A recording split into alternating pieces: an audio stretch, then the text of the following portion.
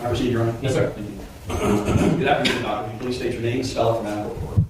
Karen Schultz from Shimshak, Karen Schultz, SCHULTZ, Shimshak, SHIMSHAK. Doctor, you can go ahead and move the microphone, move your chair, and you can adjust that if you speak into it. Thank you. Thank you, Your Honor. Doctor, will you give us your occupation currently, please?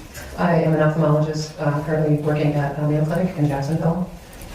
And how long have you held that position? I've worked there since 2019, How long have you been an ophthalmologist, a pediatric ophthalmologist in your career? since 1990. Is that approximately 34 years? Yes.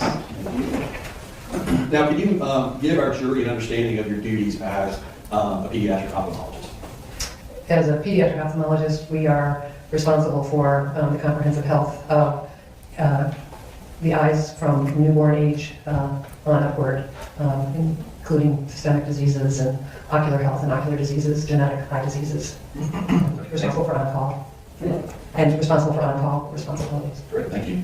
And currently, are you a duly licensed physician here in the state of Florida? Yes, And for how long? since 2015. All right. Are you also a duly licensed physician in other states?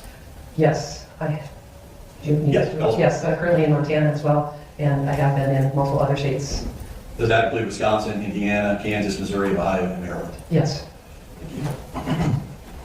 Are you currently engaged today as you testify in current practice of your profession? yes, On a day-to-day basis, I think you mentioned you're employed at the Mayo Clinic. yes. In October of 2018, where were you working? I was full-time with Memorials. Is that here in Jacksonville? Yes, At the Children's Wall? children's health, yes. Now, Dr. Shimshak, if you would you walk the jury briefly through your education and training in preparation for your career, please?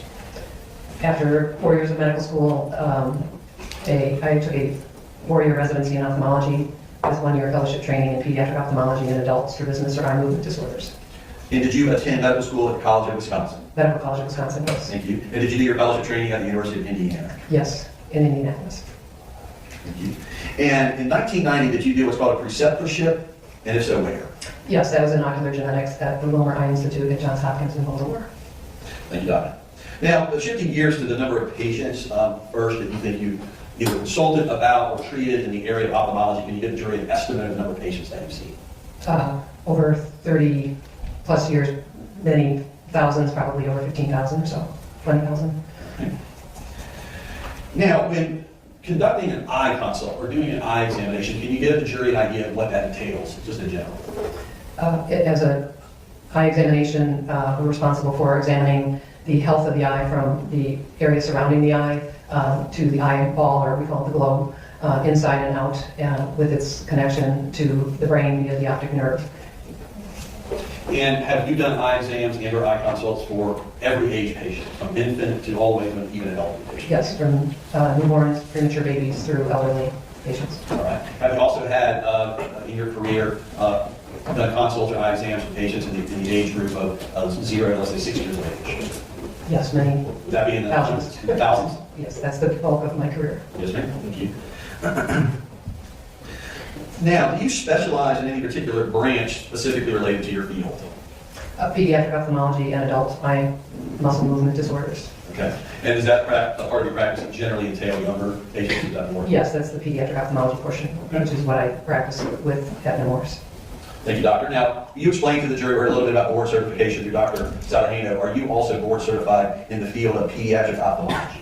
We're board certified in ophthalmology by the American Board of Ophthalmology, and then as a fellowship trained board certified ophthalmologist, we are members of the American Association of Pediatric Ophthalmology and Strabismus. There's no separate board certification per se. Great, thank you for that. And can you tell us how long you have been board certified in ophthalmology? Since 1990, Would that be approximately 34 years? yes. Now, to be board certified in the area of ophthalmology, what does that entail? You complete your residency training and have a series of written examinations over that period, as well as an oral examination in person through the American Board of Ophthalmology. Does being board certified also require ongoing education and or examinations? Yes, we're required to have continuing medical education credits each year to maintain state licensure. And as you testify here today, Dr. Shimshak, have you maintained that? Yes. Now, we go back to October of 2018, and first tell us how you came to Children's Memorials Clinic. Where were you prior to that? Prior to that, I was working with Cannimore's in Orlando from 2016 to 2018. And then I was recruited for the position of division chief here at Cannimore's Children's Health in Jacksonville in 2018. And does division chief mean that you're supervising others? Yes. And approximately how many? We had 5 ophthalmologists and 2 optometrists in our division. And did you do that for a term of years? 3 years. And at the end of that 3-year period, where did you go for your next employment after that? After that period, I then went to Mayo Clinic and am working in the area of adult eye movement disorders. All right, thank you very much.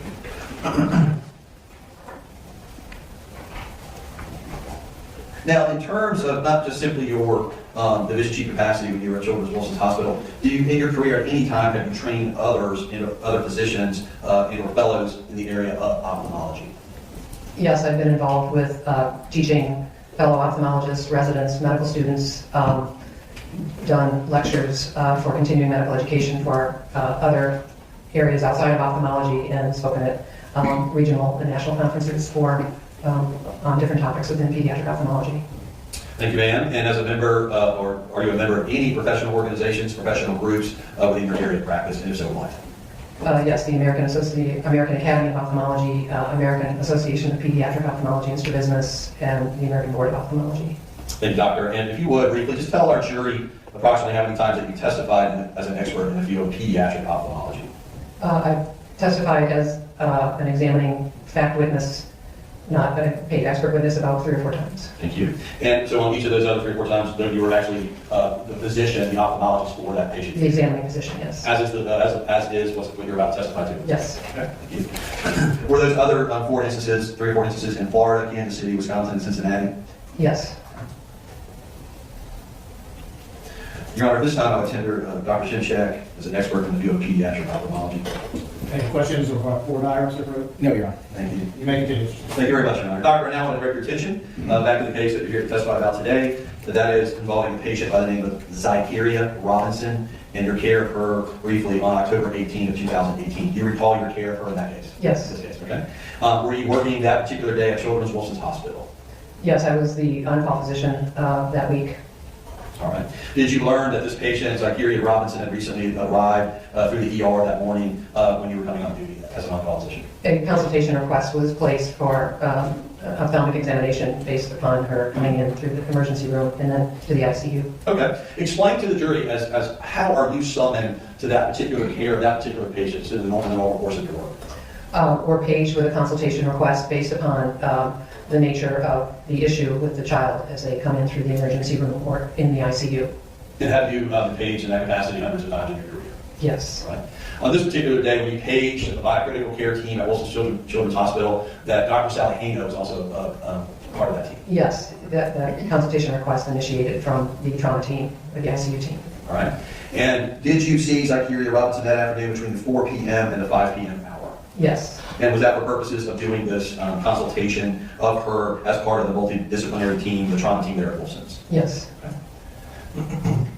Will you first give the jury an idea, if we're talking about her, what you do during a consultation with a child of that age in this circumstance? What are you about to do? The consultation is requested, again, based upon the presenting findings of the child. We were asked to assess her for evidence of retinal hemorrhage, eye trauma related to her associated presenting findings. And that entails comprehensive eye examination from the area around the eyes to the outside of the eye, to the inside of the eye, from the front to the back. All right, thank you for that. Now, when you first start seeing the child, evaluating the child, had you learned of any information, like, for example, from her CT scans, what they were showing that day? Yes, there were other presenting findings that warranted the consultation request to assess for retinal hemorrhages as a child abuse suspect, non-accidental trauma, as we call it, given the fact that there were cerebral hemorrhages, a subdural hemorrhage that had presented on the CT scan, and she was in a coma when she presented. Yes, ma'am. Now, when a patient that young presents with a subdural hematoma, that was showing on the CT scans, is that somebody that you would expect to find retinal hemorrhaging in both eyes? That the subdural hemorrhage has a high association with retinal hemorrhages, and thus the classification of non-accidental trauma or suspected abusive head trauma. All right. In general, does retinal hemorrhaging is it generally caused by blunt force trauma or force or shaken baby syndrome, anything of the sort? Yes, the retinal hemorrhage is a result of trauma to the head, which can occur with a back and forth movement of the head. It requires a firm, severe shaking movement of the head, hence the term shaken baby syndrome. It used to be called, and the new terminology is abusive head trauma or non-accidental trauma. Can it also be caused, just in general, generally speaking, can it also be caused with something hard hitting a child's head or the child's head hitting something hard? A subdural hemorrhage can occur in the setting of blunt force trauma. However, you would typically may not see the extent of the retinal hemorrhaging that was noted in this patient. It requires more severe force. Okay, and we'll get there in just a moment. So we're clear, and our jury's clear. Is it your testimony then, as an expert in this field, that the more severe of the sort of brain hitting the inside of the skull multiple times, is that what causes the retinal hemorrhage? There's the back and forth movement of the head causes what we call shearing or contre-coup force, which causes tearing of the fine blood vessels in and around the eyes, and tearing of the retina potentially itself, and that causes bleeding into the eye and in different layers of the retina. And so we are asked to assess for retinal hemorrhages accordingly. If you see retinal hemorrhaging, again, just generally speaking, in multiple layers of the retina, does that mean the force is more severe? The force being the back and forth abusive head trauma noted with retinal hemorrhaging that occurs as reported in the consultation report, where you see it extensively throughout the retina, all layers of the retina. We have a picture we can show from the outer peripheral border of the retina back to the optic nerve, and there's different sizes and shapes of hemorrhages that are noted, and you can also date the hemorrhages to some degree, new and old. Great, and we'll talk about that when we get to her evaluation. When you first saw Zykerria Robinson, did you externally evaluate and examine her eyes? Yes, there was noted to be some bruising on the, I believe it's the right temple and below the left eye. Okay. And that's externally? Externally. That has nothing to do with the eyeballs? Yeah. Okay. Yes. Now, when you give, turning now to the internal part of your eye exam into the retina and the optic nerve that you're talking about, how is it that you're able to observe what you're about to testify? We'll pictures of in a second, but how's that conducted? How's that examination done? We may have to use eye drops to dilate the pupil, but her pupils were already fixed and dilated related to her severe injury, brain injury. And we have an instrument called a binocular ophthalmoscope we wear on our head, and a lens in our hand, and then we can look into the eye like a telescope or a camera and view all areas of the retina. And when you're doing that examination, are you able to capture that with a photograph of the retina? Yes, after the binocular indirect ophthalmoscopy, as we call it, we use a instrument called a ret cam, which allows us to take photographic evidence in addition to our drawings to validate and confirm the findings. Would it benefit our jury for you to talk about sort of the layers of the retina that you're about to describe? Yes, this. So let me put on the record what we're looking at. Ma'am, I'm showing you what's not been marked because we're using this as a demonstrative today that we have shown at the event. What I would ask you first is just explain to the jury what we see in this labeled graph of what appears to be the eyeball. The upper left-hand picture is a cross-sectional view of the eye, showing the front of the eye being at the left with cornea. The lens of the eye is the oval, white, opaque, translucent back into the vitreous cavity, which is the gel on the inside of the eye, and the retina is the back layer of the eyeball that is covered in blood vessels, and the retina is like the film of a camera that allows us to see and connects with the nerve cells through the optic nerve to the brain and the visual pathways in the brain. The retina has 10 total layers, and these are the different layers of the retinal receptors. So, if I'm clear, let me erase what you circled. Well, first of all, did you circle the entire eyeball? I circled the entire eyeball. Yes, ma'am. And now, doctor, if you would, circle the area that you would describe as the retina itself. Well, the retina would be all of these layers as it connects to the outer white membrane of the eye here, but each one of these is considered a retinal layer. We have the internal limiting membrane, the nerve fiber layer, the ganglion cell layer, and all these other layers. So there can be bleeding that can occur at any one of these levels of the retina. All right, I'll erase your lines. At the top of this diagram, there's the word light with 3 arrows pointing down. Will you describe what that means for our jury? That is the light or the image that enters into the eye and then is focused on the retina. Again, a lens, a camera, and the light coming into the camera lens and then focusing on the film of the camera or the retina at the back of the eye. Okay, so in colors on this demonstrative aid, the top portion of that first layer, I guess we'll call it the nerve fiber layer, then the second one down is the ganglion cell layer that appear to be yellow or golden color. Is that the first layer of the retina that would be receptive to light in the eyeball? Is that correct? Yes. Okay, and then as you go down on the chart, is that deeper layers? Deeper layers of the retina, and each cell layer has its own function. All right, and at the bottom of that chart of all the layers that you have on the right-hand side, the last entry at the bottom says retinal pigment epithelium. Epithelium. Tell the jury what that is in the model. That's the layer of the retina that helps, is a nerve layer and then helps transmit the images from the eye to the brain through the optic nerve. Okay, and still speaking in general, not with respect to Zykerria yet at the moment, would you expect to see multiple layers of bleeding, of retinal hemorrhaging at each of these layers in a case where a child suffered blunt force trauma or shaken baby? Yes, that is the description. In the literature, or in your experience, or in your training, in your career, is it your testimony that that is a general thrust of the cause of retinal hemorrhaging, that is blunt force trauma? Yes, a blunt force abusive head trauma versus just a single incident of head trauma. It has to be repeated, kind of back and forth is what's characterized as non-accidental or abusive head trauma. Thank you, doctor. So if a child age 5 would fall, hit her head on the sidewalk or a bathtub one time, would you expect to see the extent of subdural hematoma in multiple layers of the retina?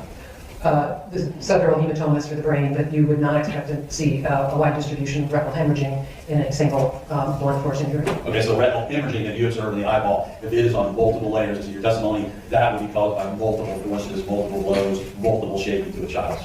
Objection, Your Honor. That's a very compound question. I'll rephrase it, quickly, let me break it down. Go ahead. Yes, sir. Doctor, would you expect to see retinal hemorrhaging on multiple layers if a child received blunt force trauma, repeated blunt force trauma?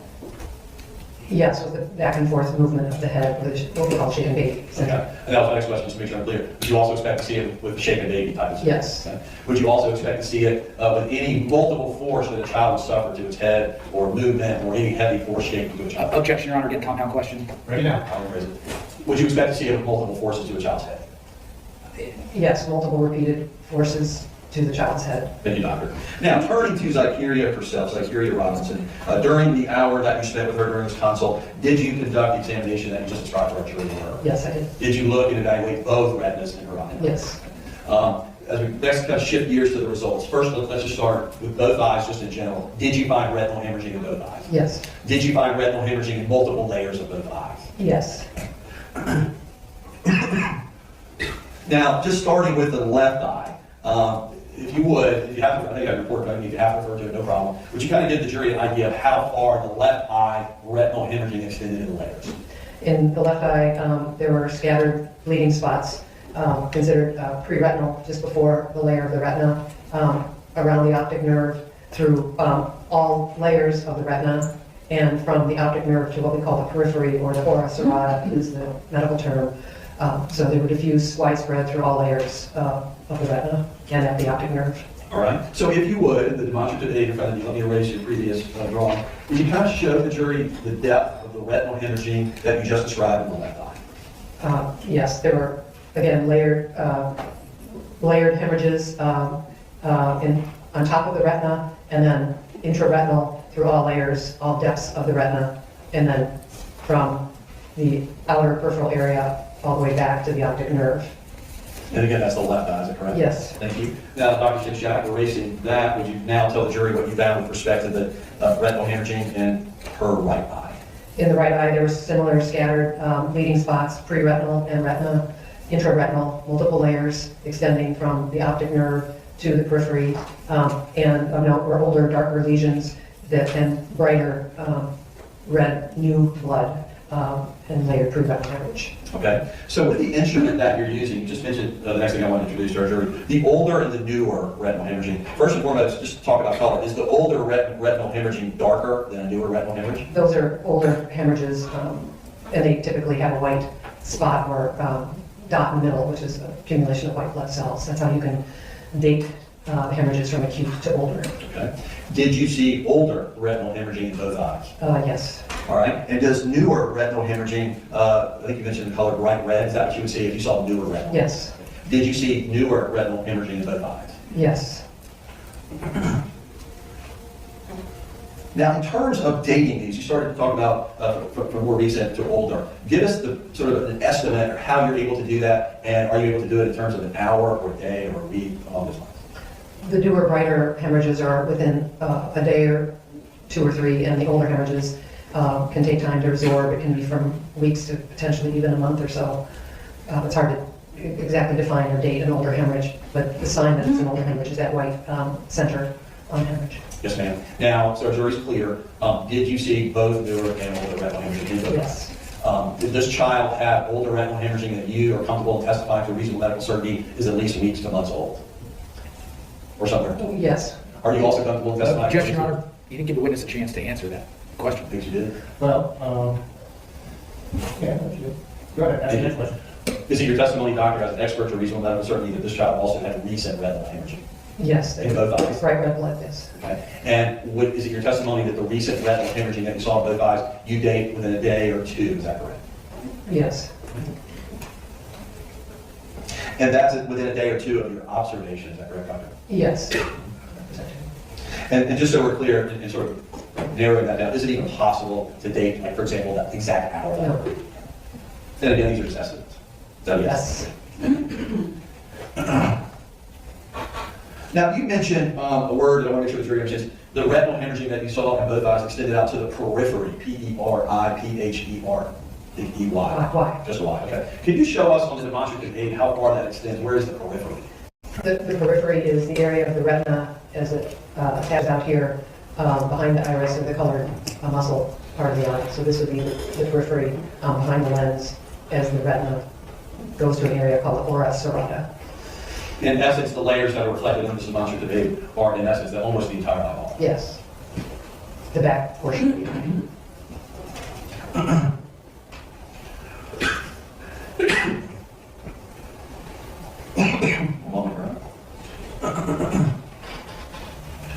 Doctor, to a reasonable medical certainty and in your expert opinion, based on your training and your experience and your evaluation of this child, did this child experience non-accidental head trauma and or shaken forces to herself? Yes.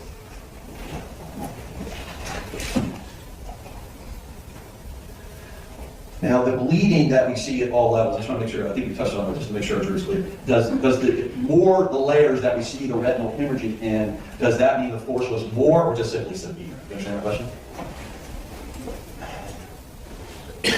It's difficult to answer it in those terms.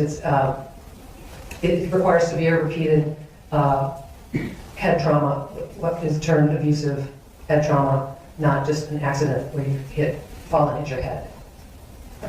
So the medical terminology is non-accidental or abusive head trauma, which requires repeated significant force of head injury.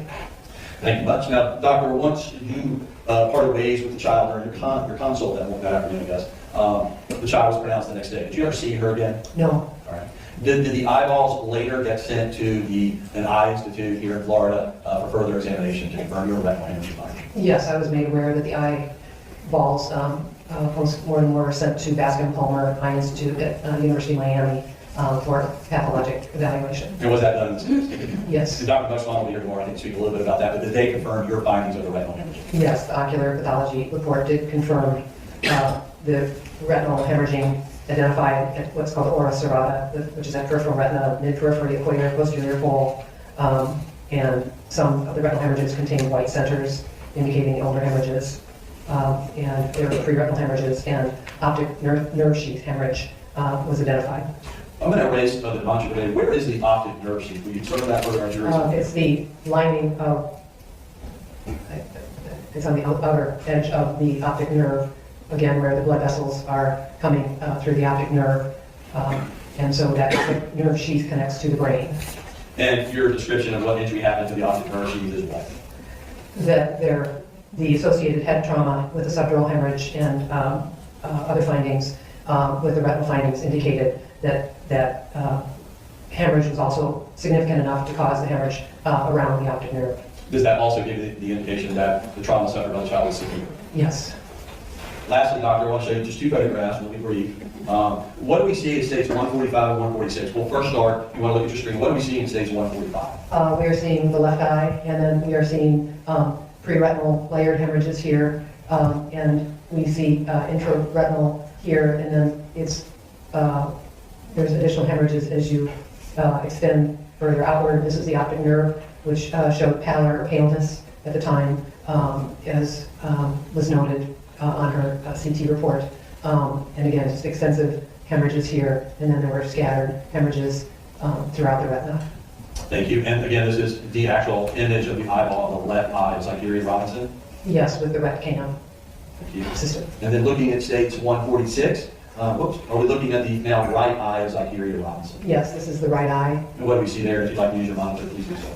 and here is the optic nerve, and you can see hemorrhaging coming off of the optic nerve, and again, preretinal hemorrhaging indicated here, kind of the circular area. Here, this is the center of the vision called the macula, which is the sharp, fine detail of vision, and there's swelling of the retina in that area. So there's not only bleeding, but there's swelling or edema of the retina. Does the word edema mean swelling? Yes. For a moment, Ron. Yes. Nothing further, thank you, sir. Okay. Is that right? Yes, Your Honor.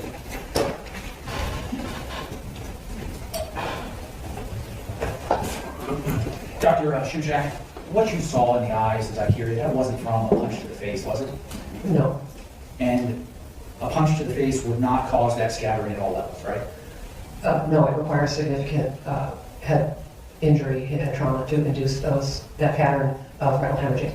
And separate incidents that are separated in time, so separate strikes to the head or slaps to the face at separate incidents at separate times, maybe different days, they don't culminate eventually in that, correct?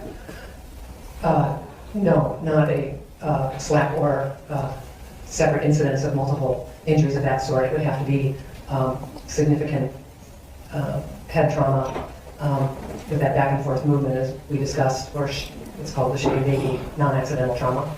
And so I think what you're trying to tell this jury, doctor, is that what you saw in the eyes of Zykerria was not something from someone actually striking the child in the face, but a force on that child's head that had it go back and forth repeatedly with a lot of rotational force. Yes, and in conjunction with the subdural hemorrhage that was also reported. The association between the two, the subdural hemorrhage is an indication for obtaining the consultation for abusive head trauma to look for retinal hemorrhages, which has a high association in non-accidental trauma. Because both violently shaking a child and striking a child with blunt force to the head, they can both cause a subdural hemorrhage, right? Yes, to different degrees. But what you saw was, in your expert opinion, more akin to a child being shaken. Yes, the findings, and at the conclusion of the consultation note, there are studies, which are systemic reviews, that discuss the probability of abuse is 90 to 94% with the retinal hemorrhage in abusive head trauma, with the distribution that was noted in association with findings of subdural hemorrhage. And in your world, when you keep saying abusive head trauma, you're talking about that violent force back and forth on the head. Yes, not an accident or a single blow, like falling from a couch or falling and just striking your head. Or someone striking the head with a fist. Or, right, a single incident, yes. And finally, based on your review of this child examination, you cannot tell this jury exactly when this injury occurred that caused those retinal hemorrhages. There was evidence of older and newer hemorrhaging, which indicated repeated abusive head trauma. And you cannot say who caused that repeated head trauma, can you, doctor? I cannot. Thank you very much. Anything else? No, Your Honor, thank you very much. Thank you, Dr. Thank you. Good afternoon. Good afternoon. Can you please introduce yourself to the jury and spell your last name? My name is Chris Lombardozzi. My last name is Lombardozzi. Mr. Lombardozzi, where are you currently employed? I'm employed with Booz Allen Hamilton. And how long have you been with them?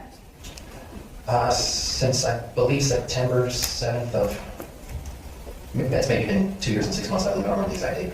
Prior to that employment, did you work for the Jacksonville Sheriff's Office? Yes, ma'am, I did. How long did you work for the Jacksonville Sheriff's Office?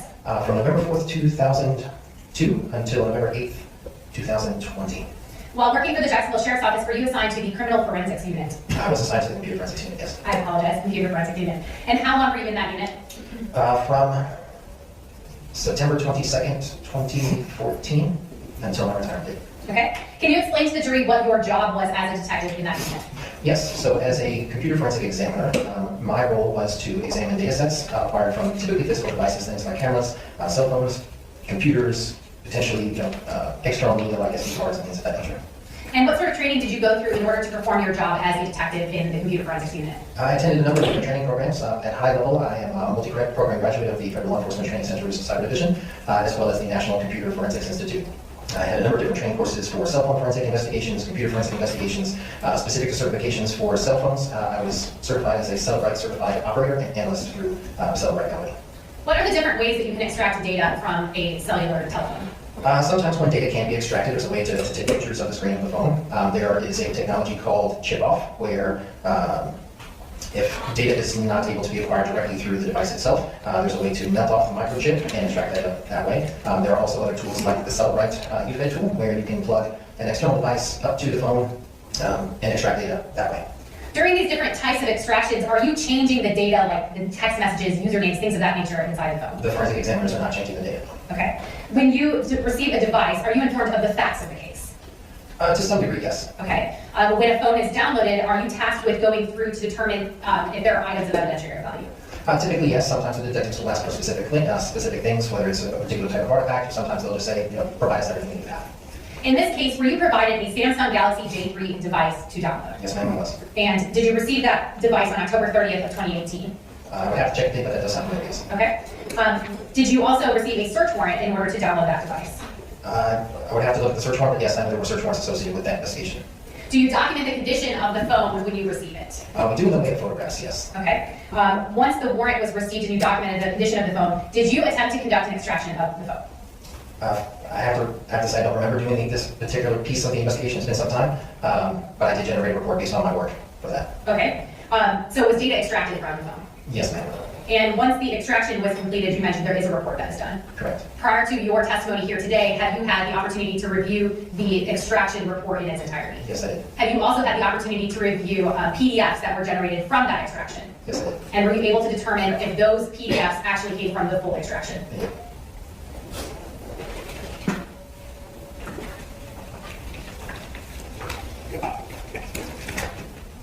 Your Honor, may I approach the witness?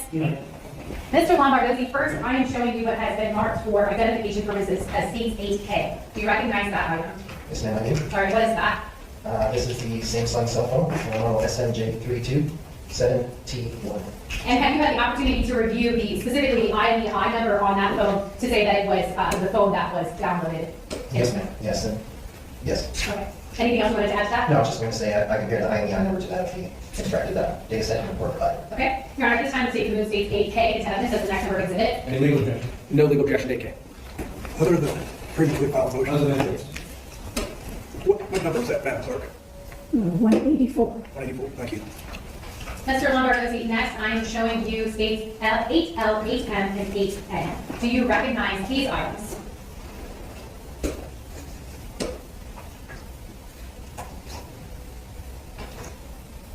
Yes, ma'am. These are reports, extraction reports from the Cellebrite generated county. All right. And Mr. Lombardozzi, do these three reports, 8L, 8M, and 8N, represent portions of data pulled from the extraction from that cellular device? Yes, ma'am. All right, Your Honor, at this time, the state would enter state 8L, 8M, and 8N in as the next number of exhibits. Any legal objection other than those previously said? Yes, Your Honor, and I request a sidebar to discuss it without the presence of the jury. Mr. Lombardozzi, can you see that on your screen? Yes, ma'am, I can. Okay, what is this that we're looking at here? This would be a Cellebrite extraction report dated 11/26/2018. And for the record, this is State's Exhibit 185. Is this one of the reports that you were able to compare to the entirety of the download to say that it came from that cell phone? Yes, ma'am. Okay. On here we can see the summary section, the source extraction, and plugins. Can you just tell the jury what is this summary section depicting? So the summary section gives a high-level overview of the data set. So, for example, the Cellebrite tool, just like many other software applications, has different versions, and those versions change in time with different updates and features that are added. This particular case, the version is 7.8.0.94. The report creation date listed below outlines the aforementioned date and time. The time zone settings are set to UTC. UTC is Universal Coordinated Time. Think of it as standard time with different hours, much like Greenwich Mean Time. In this case, Eastern Standard Time is UTC -5, so that means that based on the UTC time, the time of the report and the data sets are of Eastern Standard Time. The location, we used 501 East Bay Street as our address. However, that was not the specific address for the forensic lab, but the broader Jacksonville Sheriff's Office headquarters. There's a case number. There's a case listed as homicide. It's listed as evidence number 1 for the Jacksonville Sheriff's Office Computer Forensic Investigations Unit. Okay, and then the source extraction just tells us the type of phone that the data was extracted from. Yes, ma'am. Okay, and we can see that that's that Samsung Galaxy J3. Correct. Okay, scrolling down to page 2 of the same exhibit, states 185. The contents here, are these messages that we're looking at? Yes, they are. Okay, can you just walk the jury through what each column represents, starting with folder, going to party time, and so on? Sure. So folder is listed as the inbox, much like your inbox, outbox, spam, junk, things of that nature. The party is the from, then there's a timestamp there. The network, as far as the timestamps, the network timestamp is listed there. The status of the message will be read, unread, and then the message is the contents of the message itself. To the right of that, you see deleted, and obviously it would be either yes or no. For this particular line, that would indicate that the message was deleted. Okay, so that means that even if a user of a phone deletes data, there are times when you all can recover it? There are. In certain situations, yes. All right, and this is still part of State's Exhibit 185. What does this portion of the extraction report reflect? These are user accounts that were recovered from the device. Okay, and Mr. Lombardozzi, the username in row 1 is what? Jonte Harris, sr@gmail.com. Okay.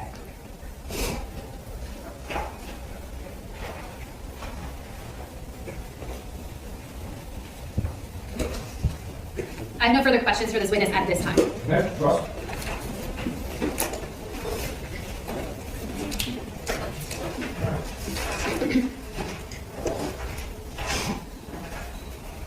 So I just want to clear something up that may not have been clear to our jury when we were direct.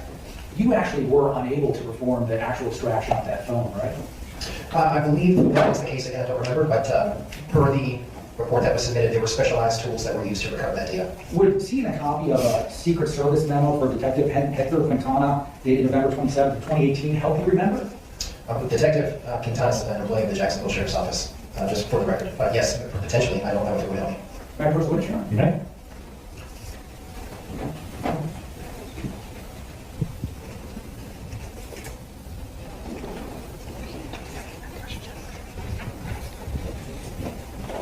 Sir, if you could just review this document to yourself and then you're done with it. Sure. Thank you.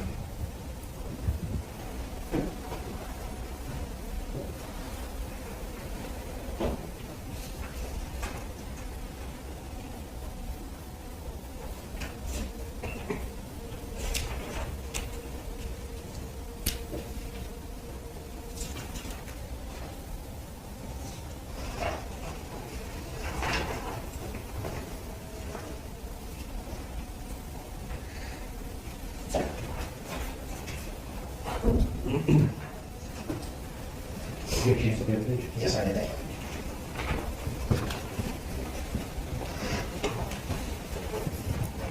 Sir, does that refresh your recollection as to whether or not you were able to perform the forensic extraction of this phone?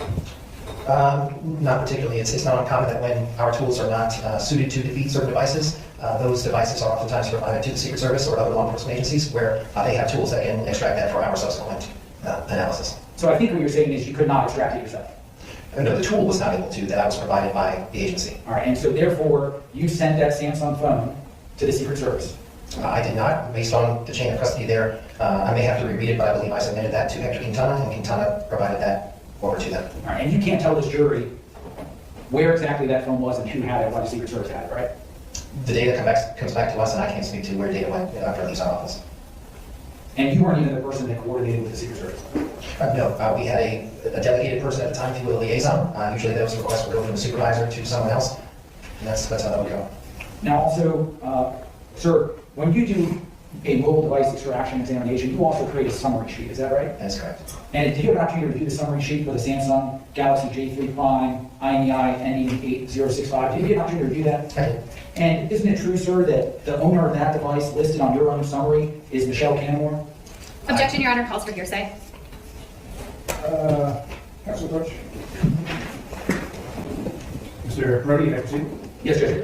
Can I actually ask that question? Yes, sir. Mr. Lombardozzi, isn't it true you issued a examination summary report that indicated the owner of the Samsung Galaxy phone that was just admitted into evidence was Michelle Cannimore? I would have to review the document to clarify that. May I approach, Your Honor? You may.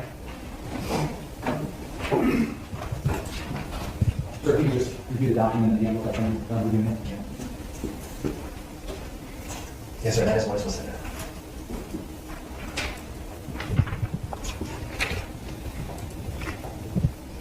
And the reason that Michelle Cannimore is listed as the owner of the Samsung Galaxy J3 Prime on your report is that that is the information that you were given by someone or gleaned from some report. Is that correct?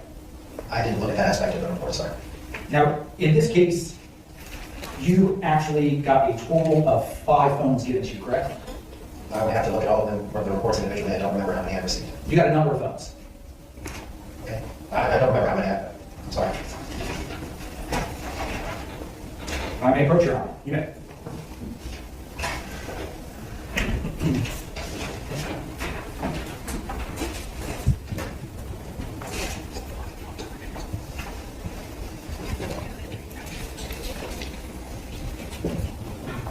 Sir, again, if you could just review these documents and let them know. Yes, sir. Thank you.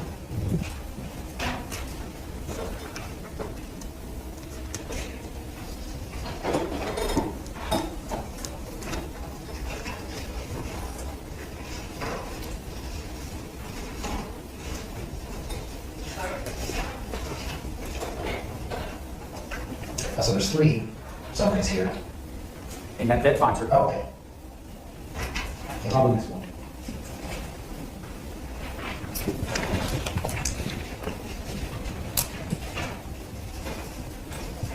So, sir, you were given at least 4 phones to analyze, is that right?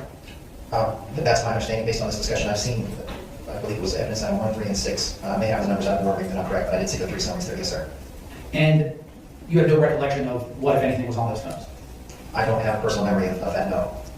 Do you know if any of those phones simply didn't turn on? Based on the summaries that I had reviewed, I believe there was at least 1 that would not power on.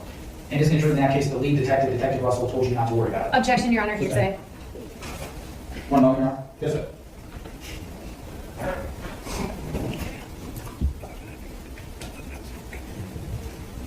No further questions, Your Honor. Okay. Anything else, Louis? No, Your Honor. Thank you, sir. And members of the jury, I think it's a good time to take a brief afternoon recess. Remember, during this recess, as with all recesses, and not just the case, don't look up anything about it, keep your pads on the chair, and we'll see you back in a few minutes.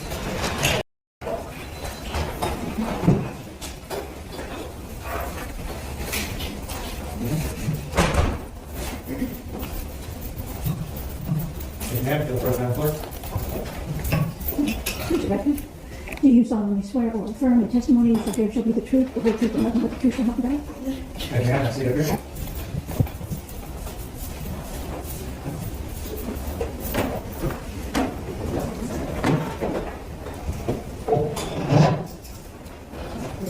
Forward if you would.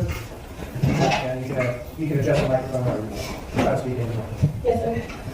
Good afternoon, Ms. Cannimore. Good afternoon. Please introduce yourself to the members of the jury. Hi, my name is Michelle Cannimore. I am Zykerria's biological mother. Ms. Cannimore, how old are you? 31. Are you from Jacksonville? I was born and was held in Arkansas, but I was raised in Jacksonville, Florida. Since you were 3? Yes, ma'am. What side of town did you grow up on? At the west side and the south side. Ms. Cannimore, as you sit before this jury, you're currently in custody, correct? Yes, ma'am. And you were charged with crimes in connection to this case. Yes, ma'am. Have you admitted your guilt and pled? I did. What did you plead to? Aggravated manslaughter Of a child? of a child. And is that a first-degree felony? Yes, ma'am. And you understand that that's punishable by up to 30 years in the Florida State Prison? Yes, ma'am. And you also understand that as a part of your plea agreement, the state, despite your cooperation, will recommend 25 years in the Florida State Prison. Yes, ma'am. That's just 5 years shy of the max. Yes, ma'am.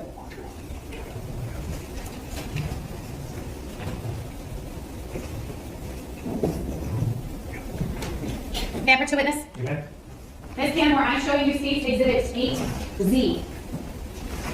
Do you recognize this document? Yes, ma'am. What do you recognize this document to be? My ticket. And do you have your initials here? Yes, ma'am. Okay. And you signed it on this back page? Yes, ma'am. And does this represent the agreement that you made with the state of Florida? Yes, ma'am. Your Honor, at this time, the state will enter into evidence State 8Z as the next number exhibit. Any objection? No objection, Your Honor. What number is that, Madam Clerk? 188. And may I do your quick order? Okay. Now showing you State's Exhibit 188. Ms. Cannimore, on what date did you enter this plea? November 2nd, 2019. Is that November 26th? November 26th, 2019. Okay, thank you. Just over a year after your arrest? Yes, ma'am.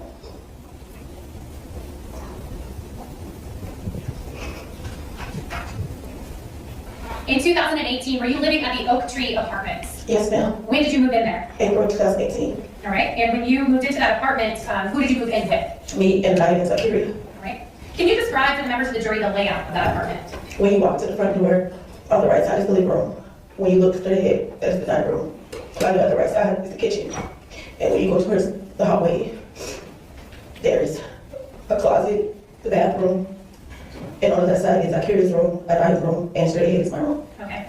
Ms. Cannimore, do you see something on your screen right now? No. Can you see the seal of the state floor there?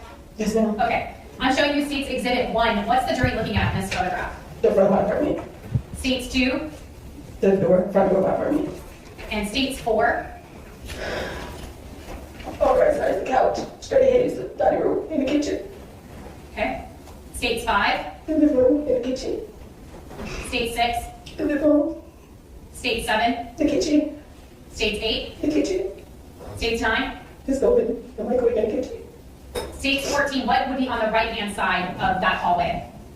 On the right hand side would be a closet in the girls' bathroom. And on the left-hand side, what's on that side of the hallway? It was like here in the bedroom and a nice bedroom. Is this the bathroom in State's 15? Yes, ma'am.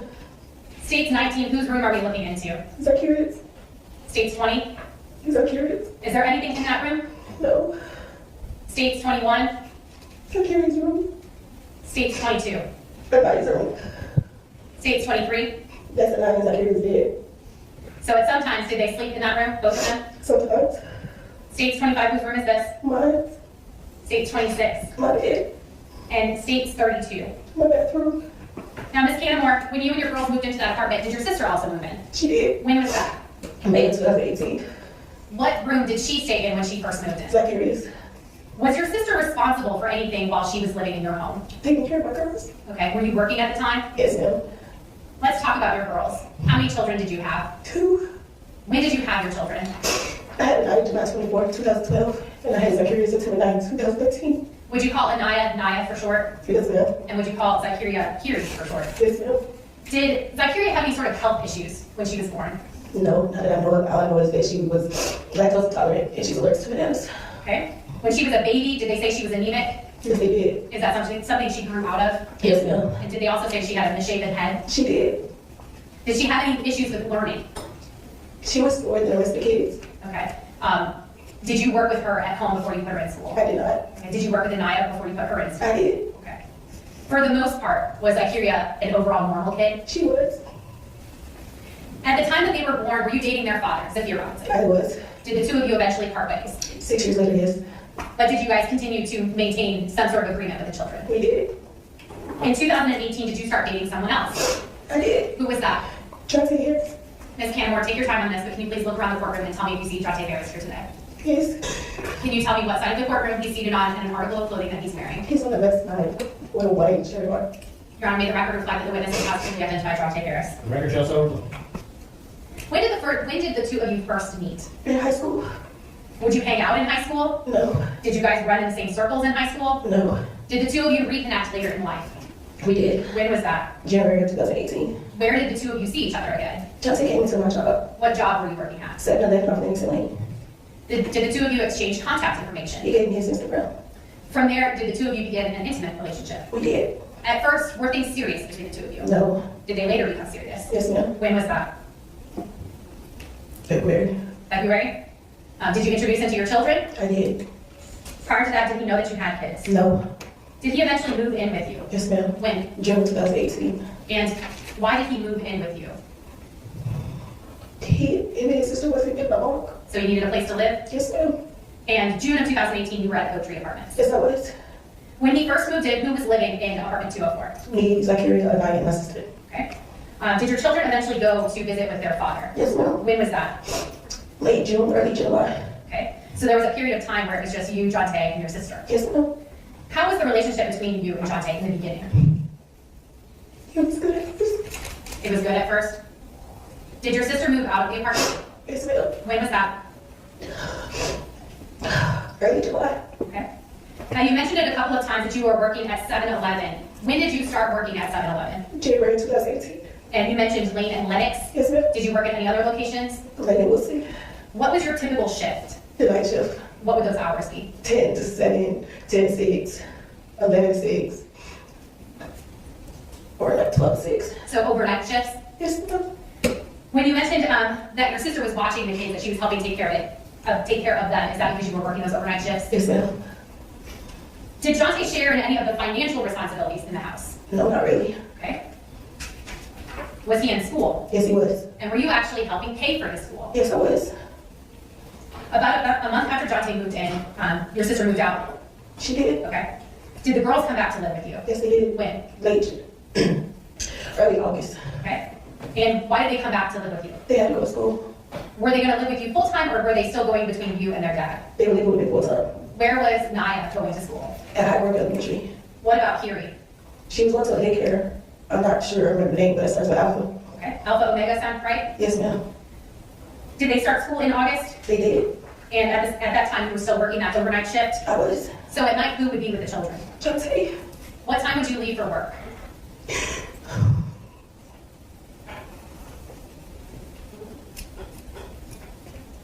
Oh, yeah, I was at 8:45. PM? Yes, ma'am. How did you get to work? JTA. Say it one more time. JTA. The bus? Yes, ma'am. Did you have a car at the time? No. How long was the bus ride that you would take to work? It would come like at 9. And by the time I make it to work, it'd be 9:45. All right. Now, before you would leave to go to work, did all of you eat dinner together? We did. What about getting the girls ready for bed? That was my job. That was your job? Once you left for work, would the girls be asleep? No. Okay, so they would have time with Jonte? They will. When I take you back to state 23, we see 2 beds in this room, right? Yes, ma'am. Who would sleep in this room? At night, Zykerria. All right, were there times that Zykerria slept in another room? She slept in the living room. Okay. In states 21, you mentioned that this was Zykerria's room. Why do you call this Zykerria's room? Because it was her room when I first moved in. Okay.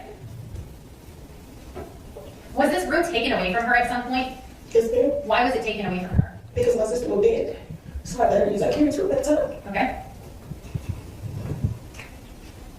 Who was responsible for the discipline in the house? In the beginning, I used to discipline my girls. Okay. Can you explain to the jury what your form of discipline was? They would just get popped. What does pop mean to you? Like on the hand or on the butt. What on the hand? Can you demonstrate for us?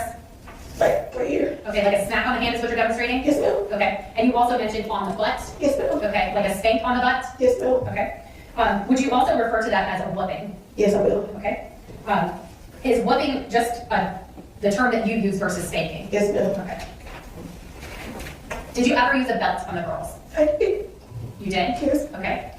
Why would you use a belt on the girls? Just to discipline them. Where would you use the belt? On their butt. Would you use all of your strength when you hit them with the belt? No. Enough to get their attention? Yes, ma'am. Objection leading. Only limits. Yes, Sean. When you would use a belt on the girls, how would you use it? I would roll it up to like a small end, and then I would walk them. All right. Have you ever punched either of the girls? No, ma'am. Have you ever struck either of the girls in the face? No, ma'am. Have you ever bitten either of the girls? No, ma'am. Was there a point where you turned over the discipline to Jonte? I did. Was this with your agreement? Yes, ma'am. Why would you let a man that's not the father of the girls discipline them? Because I was building a family with Jonte. Okay. Did you expect him to discipline in a certain way? The same way as I would. Did he discipline in the same way you did? No. When is the first time that you noticed that his form of discipline was different from yours? When he picked Zykerria up and choked her and threw her on the floor. He was doing these types of things in front of you? Yes, ma'am. Had you ever seen him bite her? He did. Can you tell the members of the jury about that? He bit on my arm and leg. Why did he bite her on her arm and leg? He was inflicting pain on her. He was inflicting pain on her. He was inflicting pain on her? Yes. Go ahead. He was. Do Did you say anything to him when he bit her? I told him to stop. And what did he say back? Shut up. Was that a common response? Yes, ma'am. When did you pull Zykerria out of school? Late August, early September. Why did you pull her out of school? Because she had bruises on her. She had bruises on her? Yes, ma'am. From who? Jonte. Why did you pull her out? Because whenever Jonte would hit her, he punched her in the face and her stomach. Were you afraid someone might see? Yes, ma'am. Did you call the Just police? objection leading. No. Hold on one second. Don't leave the witness, but re-ask the question. Did you call the police? No, I did not. Did you tell their father? No. Did you tell your sister? No, ma'am. Did you tell anyone? No, I didn't. Why not? Because I was scared. Scared of what? I was scared of coming to jail, and I was scared of losing my girls. Did you intend to keep her out of school forever? No. Did she go back to school? But she did. I'm sorry, say one more time. Yes. She did? Okay, for how long? Not long. Okay. Why did she get taken out of school again? Because she had more bruises for her. She had more bruises on her? When you pulled her out the second time, when was that? Early October. Okay. Did Jonte have any say in pulling her out of school? Yes. What did he say? She wasn't learning nothing in school. Okay. Did Anaya stay in school? She did. So now that Kiri was out of school, were you home with her during the day? During the day, yes, I was. And were there times where both you and Jonte were home with her? Yes, ma'am. Now, you mentioned that Jonte was in school. Did he go to school every single day? No, he did not. In September of 2018, did you get a new phone? I did. Did Jonte also get a new phone? He did. Who purchased those phones? I did. Who was paying for those phones? I was. Did the two of you text frequently? We did. Was it normal or routine for the two of you to text each other when you would be going somewhere? Yes, ma'am. Like if you got to the bus stop, would you send him a text? I will. What about when you get to work? Yes, ma'am. When you're on your way home? Yes, ma'am. Was the same true for him? Yes, ma'am.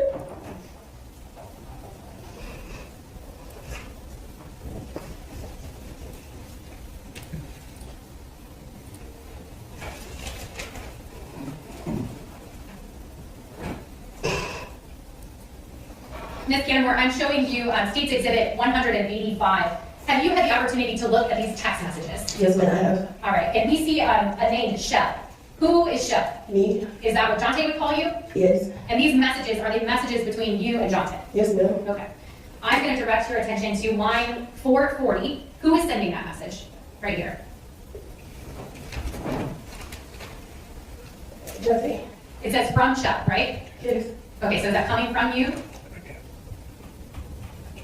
Yes, it is. Okay, and what does the message say? Hey, baby, I made it. Okay, so is this an example of how you would tell him when you made it somewhere? Yes, ma'am. Line 425 here, who is this message from?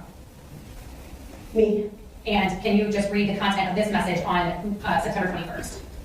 I need to hear. I'm at work. I'll stay positive if you say I love you so much. Myers? Okay, so again, you're letting him know where you're at. Yes, ma'am. Okay.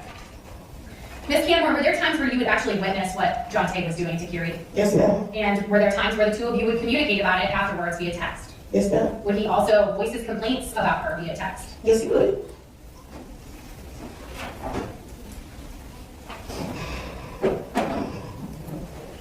Ms. Cannimore, I'm looking at line 439 here. This message is, it says to Shep, so is that coming to you? Yes, ma'am. And what does that message say? Now you finished eating. All right, and the time on this is 11:05, so would you have been at work at that time? Yes, ma'am. All right, so, sorry.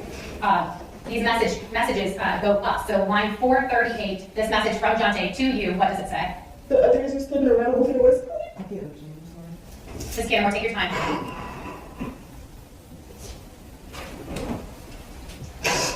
It says, the other is just standing around moving in one spot. Who is he talking about, the other? It's Zykerria.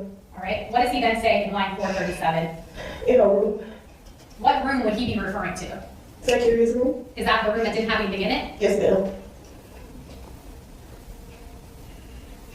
Line 434 from Jonte to you, what does it say? But I'm patrolling Naya. What does that mean, patrolling Naya? That means he was watching her. Okay. And line 432 from Jonte to you, what does this message say here? If she don't say nothing all day, we would not either. Okay. Was Zykerria not talking at some point? She stopped talking when she got abused. She stopped talking when she got abused? So prior to the abuse, did she talk normally? Yes, she did. And yeah, we answer if you need it.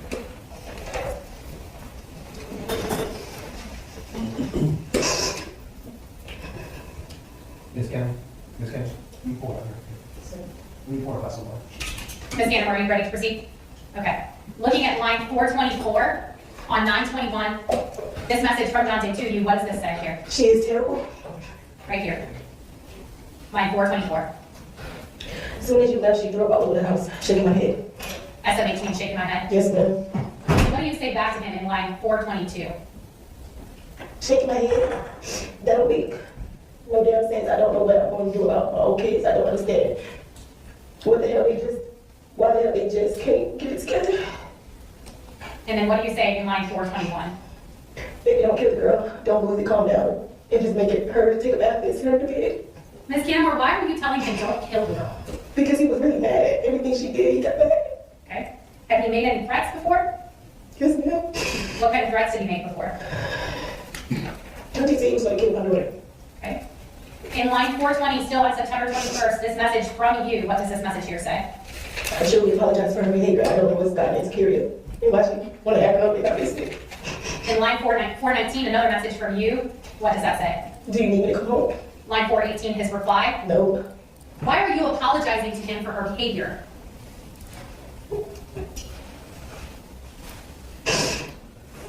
Because I felt like I wasn't doing anything right. You felt like you were doing nothing right? Is that yes? Yes, ma'am. Objection.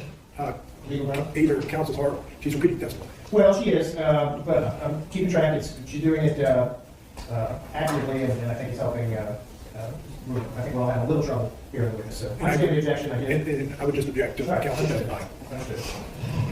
Ms. Try Cannimore, to limit it if you can. yes, Your Honor, I was trying to help that court reporter out.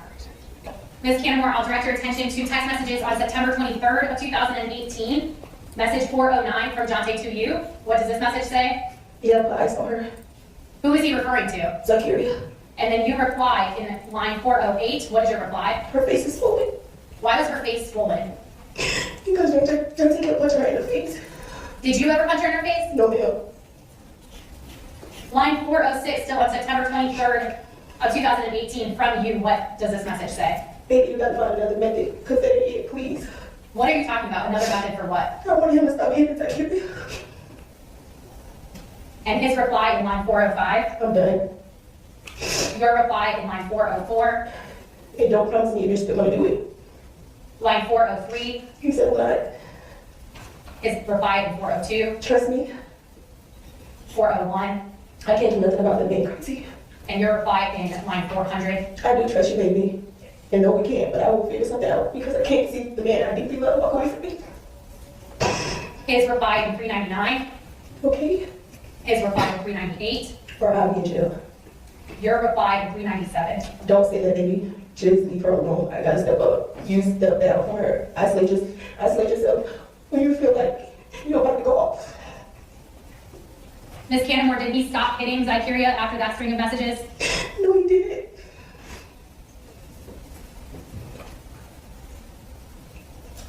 Going to line 393 on 923. This message from Jonte, what does it say? Waiting for you to heal, so waiting for you to kill Kyria. Heal Kiri, is that what you said? Yes, ma'am. Okay. And 392, And I have a mother daughter. I don't know what did you do. okay. His reply to that in 391. I need to be away. What is heal Kiri? What does that mean?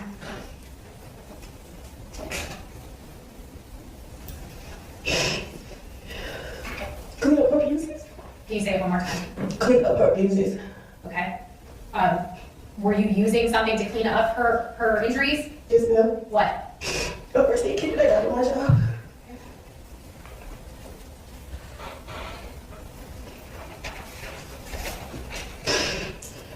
Going to line 385 on September 24th.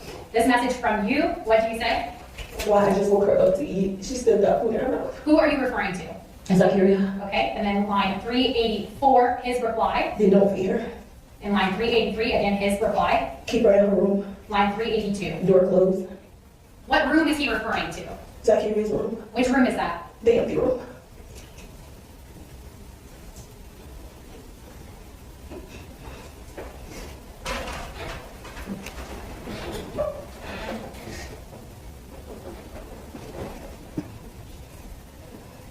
Going to line 369, still on September 24th, this message from Jonte to you says what?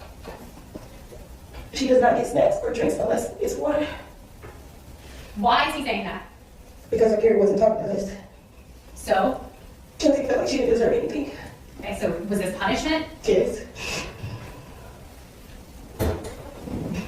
Again, object to reading.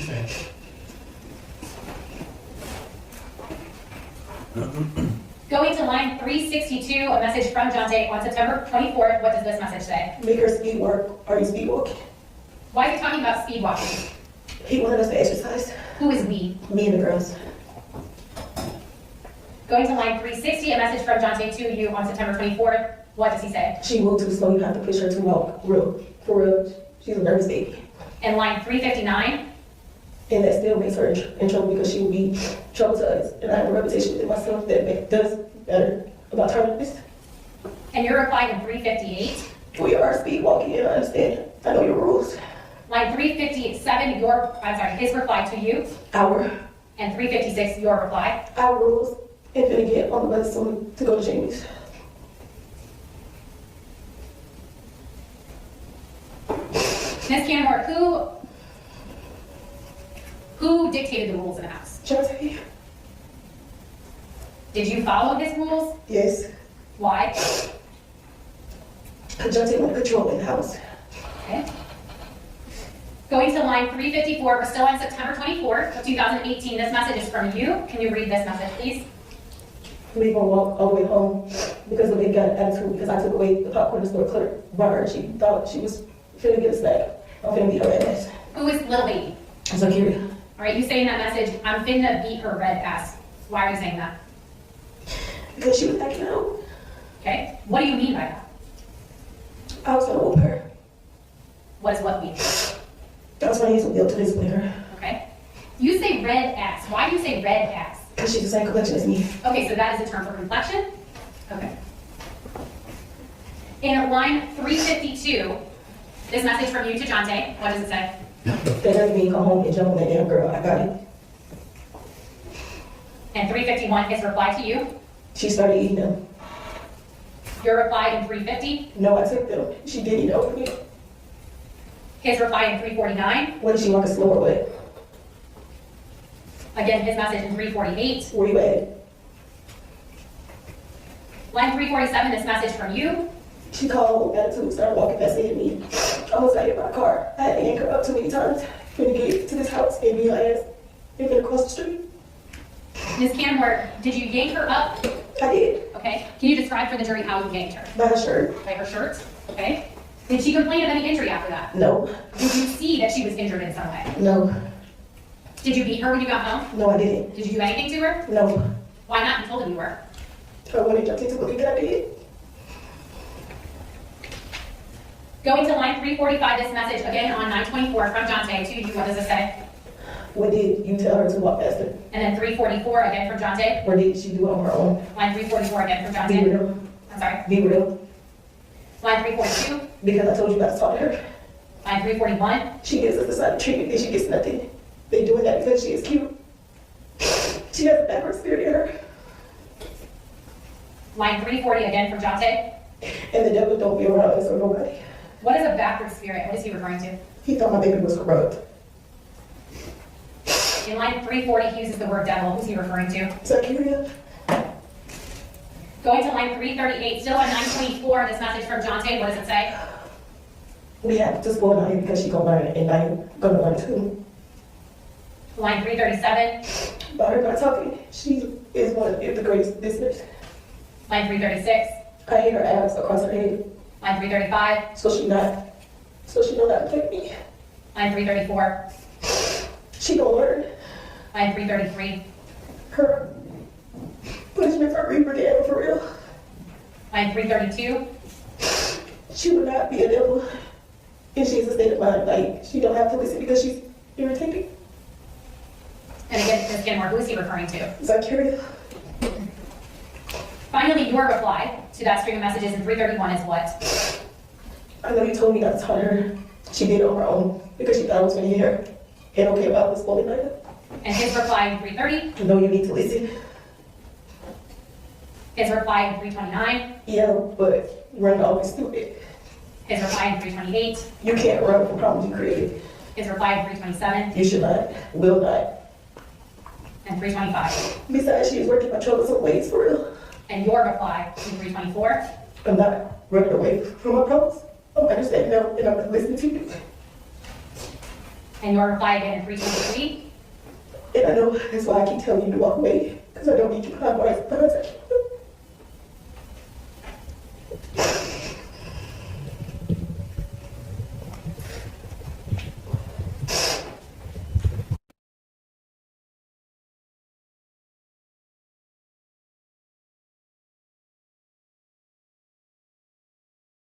Keep the door unlocked. And the next message from him in line 308. I'm leaving. The next message from him in 307. You is Aggie. What's Aggie? Aggravating. All right. And your reply in 306. I ain't do nothing to you but make you start hurting my daughter because you was taking it too far. She's already abused enough and you put a hole in the shower. Ms. Cannimore, what did you see that made you send that text message? I had took the girls to the shower one day and Zykerria wasn't standing still. So Jonte got mad and picked her up by her neck and threw it to the shower wall.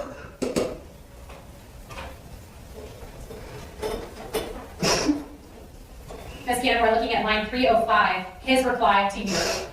So, Line 305, 304, keep her away from me. 303, Then, 302. y'all, as slow as fuck.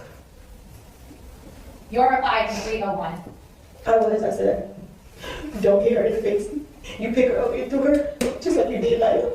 If you felt like doing that, you could have went outside and got some air. And his reply to you in 300, Fuck you. 299. Be a mother. You stop calling me for shit. Again, his reply in 297. They can diss you, but not me. What does he mean by that? They can disrespect me, but not him. Okay. Your reply in 296. I was being a mother. I just told you what she did. You got up on your own, and they're not dissing me anymore. Still in September 26, 2018, line 294, the message from Jonte to you. I'll be there since you telling everybody what's going on. Why is he saying that?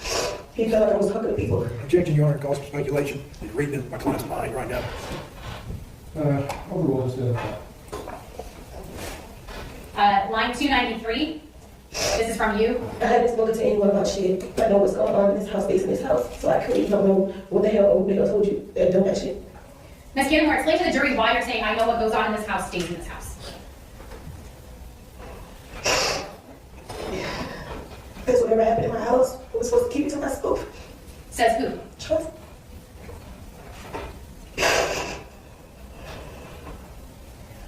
On September 26th, still, the message from Jonte to you in line 287. Can you see that? Line 287. And tell the girl to go pee. Why is he telling you that? He was telling me to tell the girl to go use the bathroom. Okay. Was she having accidents at the time? In the beginning, no. In the beginning of what? In the beginning when she was just me, Naya and her. Okay. Was she potty trained? She was. Did there become a time when she started having accidents? Yes. When? After Jonte abused her. Objection, Your Honor. Again, that's just 403 and the ultimate issue of the case by the witness. Okay, overruled, I think the witness is taking the evidence that's in evidence, the text messages in context, and you can certainly cross-examine on those issues if you would. So the objection is overruled. Line 286 from Jonte to you on 926. Should I find someone else? And in 285, your reply. She peed and no shame. But I make up. I can't make up your mind for you. If you want to stay and work on us, then stay. If you don't want to, then that's on you. I always and forever will always love you. Line 283 is reply to you. Go fuck. 283, Ms. Cannimore. Why you ain't beat her? Who's he referring to? Zykerria. Why is he asking you that? Because he wanted me to whoop her. You reply to him in line 275 and say what? I ain't used the bathroom my damn self. I will. Don't touch her, please. Sorry, hold on, you said 275, but you're showing 279. 279, Your Honor, is what I was referring to. I ain't used the bathroom my damn self. I will. Don't touch her, please. You will what? What are you telling me you will do? I was gonna whoop her. Did you? No. In line 276, 278, his reply to you, I will. and your reply in 277, You will wait. and then in 275, you say what? No, tell me. And in 274, he says what? Who her?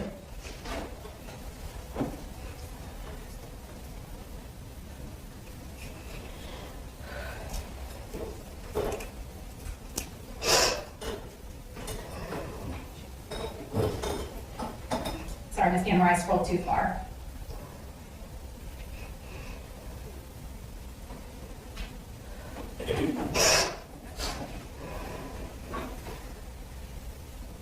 All right, taking your attention now to October 1st of 2018, in line 265, a message from Jonte to you. What does that message say? They need to be asleep when I get home. And in 264, And before you go to bed, make sure she sleep. who is he talking about? Zykerria. And in 263, Because she's looking fucked up. and who's that reference to? Zykerria. Line 262, your reply. Okay, it will. Now you fall asleep while I'm doing her hair. Not will, I don't know. His message in 260, 260, Yeah, I'm saying Kyria. and 259, Her face. and your reply in 257, I know what he was talking about when you said she looked fucked up. your reply in 256,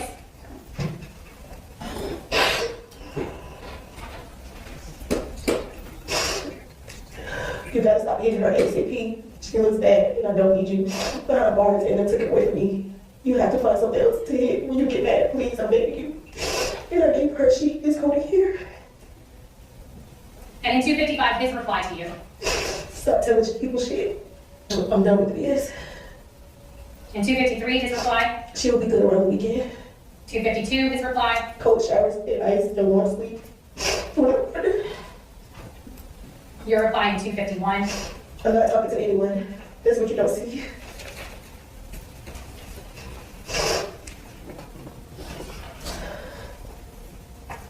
Going down to October 4th of 2018, line 241, the message from Jonte to you. I don't have to deal with you guys, and I'm not. I'm sorry, 241, Ms. Gilmore, this message here. I made a crucial mistake having my mother close to you. For real, I'm not cool with her. And you think that is because of who I am, and so be it. Did you have a relationship with his mom? I did. Did the two of you talk? We did. In 240, what does he also say? I don't have to deal with you guys, and I'm not. And in 239, what does he say? I have to be around someone who learns and wants to learn 4 words. In 236, still on the same date, what is your reply to him? All I've been doing is being here for you, learning and listening to everything you said to me. But anything I do is not good enough for you. I'm fighting to keep us fighting for our family. Shit, I don't even have my own family on my side. I know you don't see eye to eye with your mom. I get that. She calls my phone worried about her son. And if you want me to back off of your mom, I will.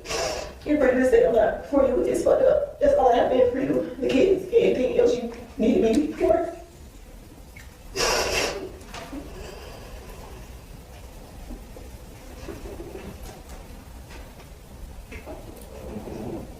Still on that same date, in line 228, his reply to you. Which one?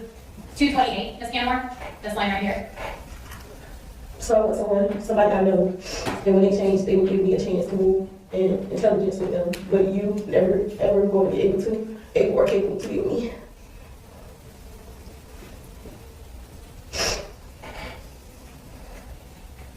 Going now to October 11th of 2018, in line 203, this message from Jonte to you.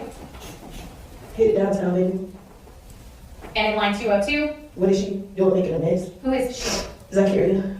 Your reply. Okay, what you do, run to the bus stop, and know she done, she's sitting on the couch across from me. Did you want her in the living room, or in there he was moving fast as well?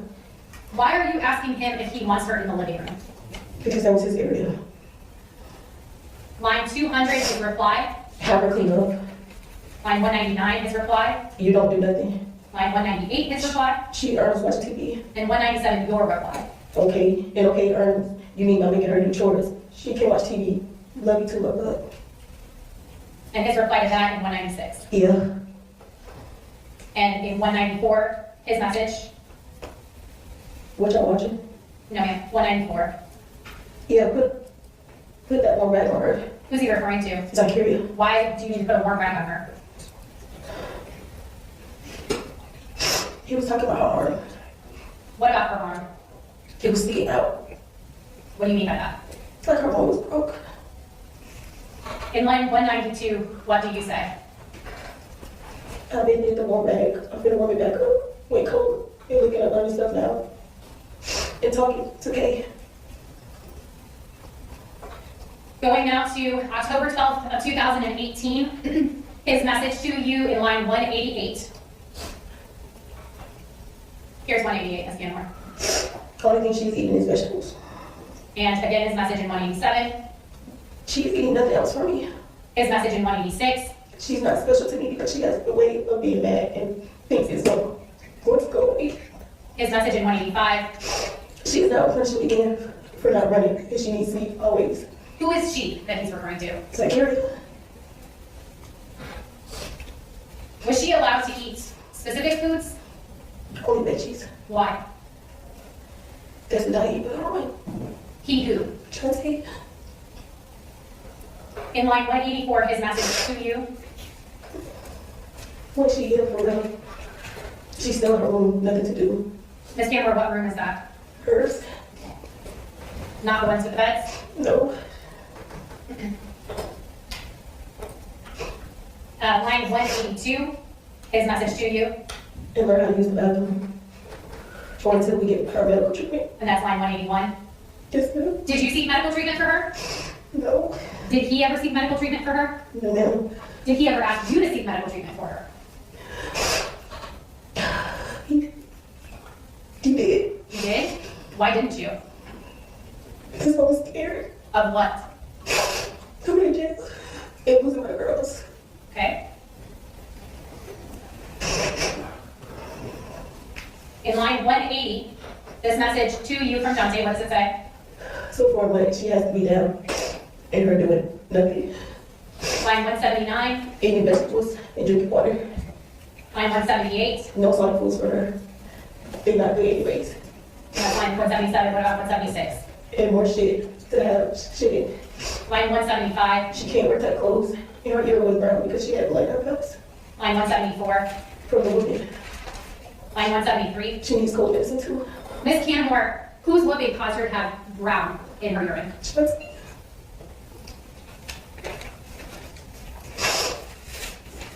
Your reply in 172.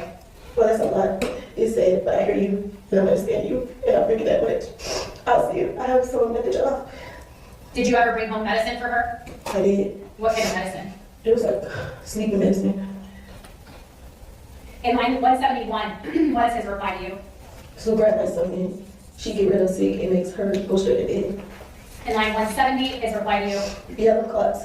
She had is because her blood don't get anywhere in her body. Line 169, She has head trauma. line 168, The only way to cure is to rest, drink plenty of fluids, medicine, to sleep, and eating a diet. line 167, So a good diet is veggies. And water and salad maybe. and that's 166. What about 165? Her and I cannot eat the same things. Can you explain that to the jury? Whatever we ate, neither eat. But I hear it was undiscriminated.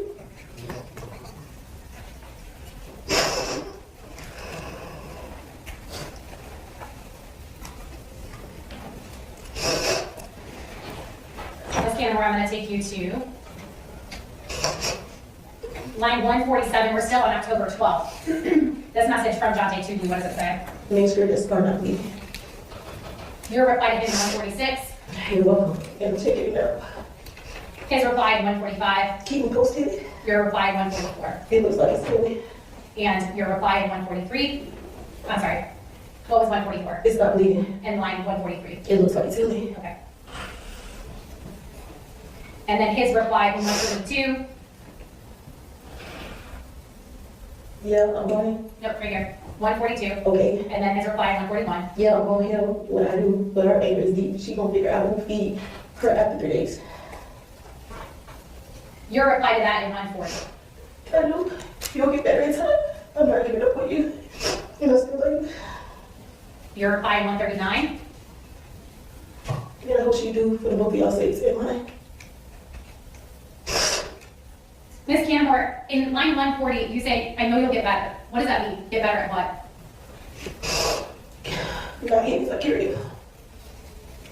Did he get better? No.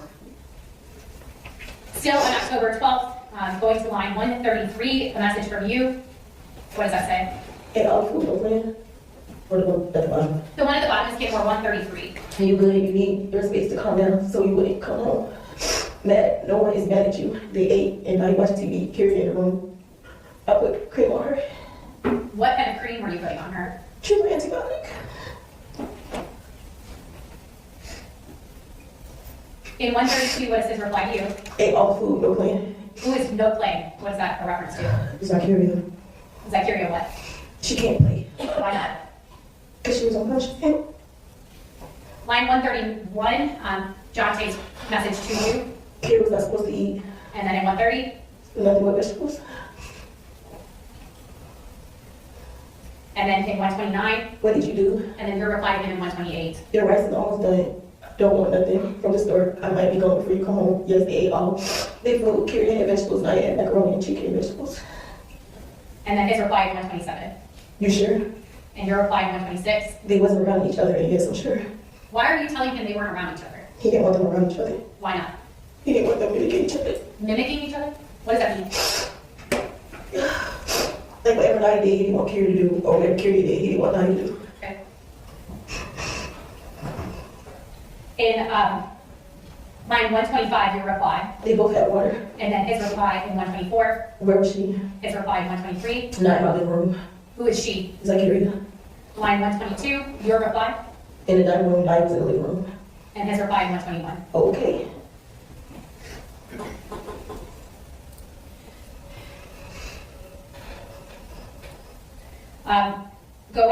We're still on October 12th, at 8:58 in line 119, a message from Jonte to you.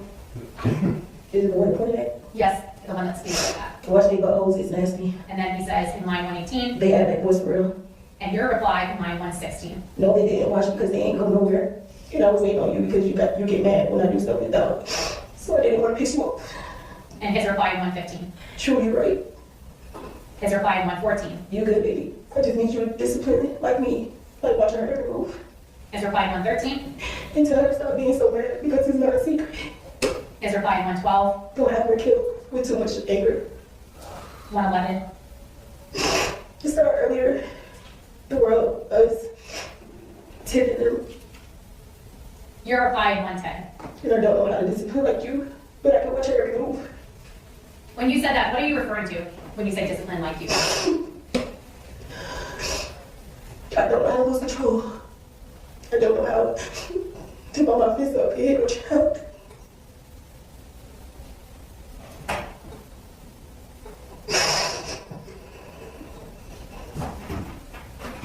Ms. Cannimore, going to October 13th. This is at 2:59 in the morning. Line 105, a message from Jonte to you. I can't wait till she gets healed because she's getting terrible for referral. And then in 104, She beat everywhere. line 103, I'm tired of her as a 5-year-old. line 102, And I know we're not going to be together. line 101, You're going to have me killed or locked up because of your child. line 100. And that's it. I'm through. Been through forever. Ms. Cannimore, are you at work when you're receiving these messages? Yes. Line 99, I cannot deal with Carrie. Bad baby. She knows nothing or how to do nothing. She is a medicine I can't buy. line 98, It's like we have an idiot child in our hands, bro. line 97, When she's ill, she needs medicine or something because this shit here is ridiculous. line 96, I can't wait until I pay her any attention. But he didn't bring for her. line 95, I'm so tired. line 94, I'm draining my energy. line 93, One child has me tired and I never really did. Tired and don't want it. And I'm fed up. line 92, I don't like her. line 91, And she's very much has the wrong energy from the start. line 90, She's corrupt. Who is she? Zykerria.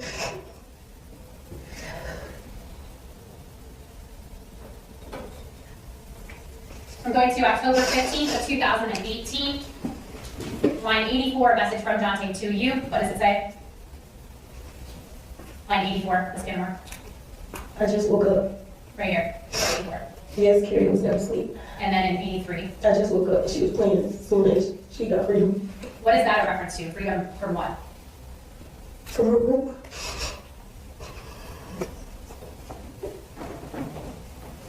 The room with the beds in it? No.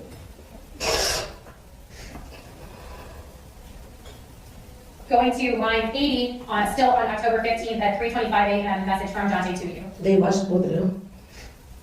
Line 79, She facing the corner. line 78, you say, Oh my God. Please don't hurt her. And you watched both of them. is that a statement? I was asking him a question. Okay. What was the question you're asking in there? Did he watch both of them? Why are you asking him that? Because he texted me and said, "I'm about if you go down." They say they watched both of them. Okay. Would it be normal for him to give them a bath at this time? No. Line 77, his reply to you, I'm not. and then 76, your reply. You put her back in jail. What is jail? Her room. His reply to you in 75, She's healing. his reply in 74, Yes. his reply in 73, She can't do what she wants. and your reply in 72. I know, baby, and I understand where you're coming from because that is just before.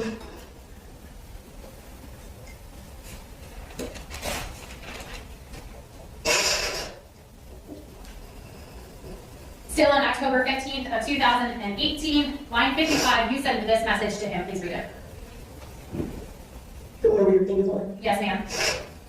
And I know people say, don't ever choose a man before your child. And I'm not going to do, going to. But I will save the both of you by letting the other go because she doesn't want me to be her mother. And I had her. It hurts so much. The tears I cry are the pain I hold inside because I'm trying to be the best mother I can. Ms. Cannimore, You're the best woman. Ms. Cannimore, when you're referring to letting her go, please explain to the jury what you're talking about. I was going to go with her dad Okay. Why? because that's where she wanted to go. Did she express that? Is that a yes? Yes, ma'am. Was that upsetting to you? Not really, because her dad's a good dad. And he would have took care of her. But it was upsetting because I was her mother.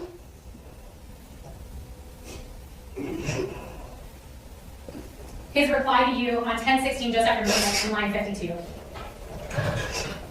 You will get her back. Line 51, Just needs peace from her.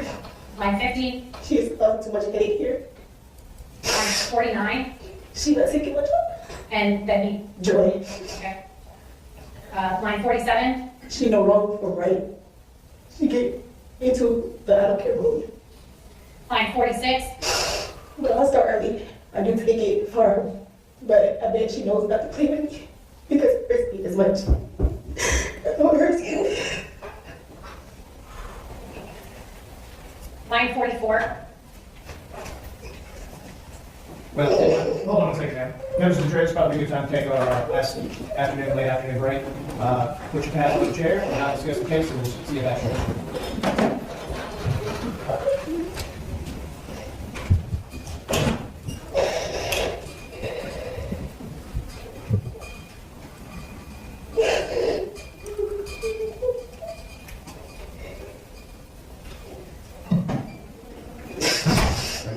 Back to the facilities. Or be recessed for this meeting.